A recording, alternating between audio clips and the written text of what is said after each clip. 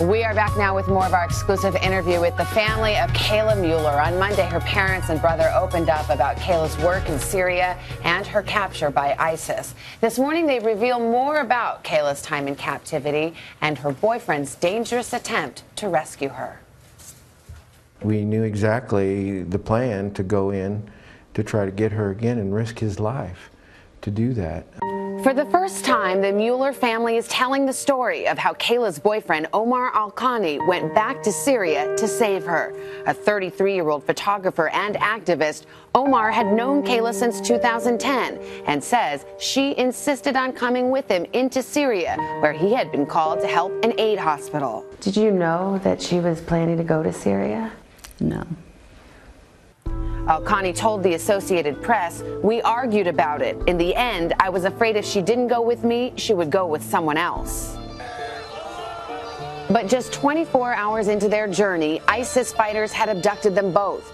Omar was beaten and held for about a month, but was eventually released. Kayla, a much more valuable prisoner, was not. Before he and Kayla had gone into Syria, Omar says they had agreed to say they were married if they were captured. Omar, as a Syrian, and her husband might convince captors to let her go. So, not long after returning home, he decided to go back to Syria to try to free Kayla. We told him not to do it. He went in anyway. Omar says he managed to get before an ISIS official and told him Kayla was his wife. But when Kayla, before the ISIS judge, was asked if it was true, she said no. According to him, she said, "No, he's my fiancé, not my husband." Yeah, all I know is she denied it 3 times because someone said that that was significant. She was asked 3 times and denied it 3 times. But it was the truth. She was telling the truth.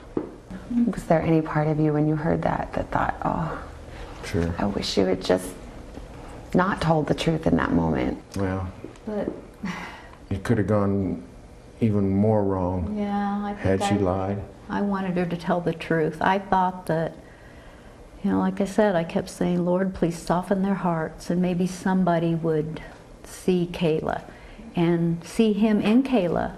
And that's what I was hoping for. Today, in the midst of so many questions and uncertainty about Kayla's death, the Muellers say they have no reason to doubt what Omar has told them. We have no reason to discredit what he said. He knows more than we know. He knew exactly what happened and what went on.